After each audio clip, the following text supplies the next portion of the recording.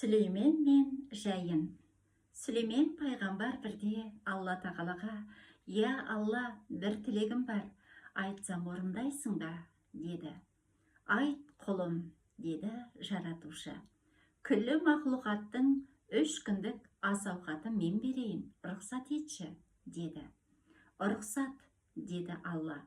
Сүлеймен дию перлерді жинап алып, таудан 3 қазан қазыңдар да, біріншісін жеміс жидекпен, екіншісін тағамдармен, үшіншісін сусындармен толтырыңдар, деді. Далаға ұшы қиырсыз дастархан жайып, ішіп жемді үйіп төгеді.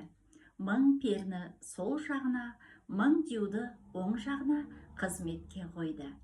Сүлеймен жиған тамағына қарап, мынадай астатөк ауқат жан жануар, жәндік атаулыны 3 жыл тойдыруға жетеді ғой, деп ойлады да: «Бәрін айтыңдар, ризықтарын менен келіп жесін», дейді. Айтып аузын жиғанша, теңізден көк жайын шыға келді. Ол: «Менің тамағым қайсы?» деді. Сүлеймен: «Мына жерден қалағаныңша ішіп же», деді. Жайын 3 қазандағы асты жұтып салды. Дастарханда дым қалмады. Ол: «Тоймай қалдым, тағы не бар?» деді. Пайғамбар сасып қалып: «Бары осы», деді. Сонда Жайын: «Менің әлі әке-шешем, бауырларым бар. Олар не жейді?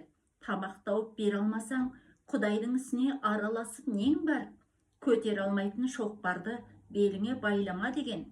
Сенің кесіріңнен бүгін аш қалдық», деді. Сүлеймен өзінің орынсыз тілегі үшін Алладан кешірім сұрап, тойымдықты тек Тәңір берсін деген екен.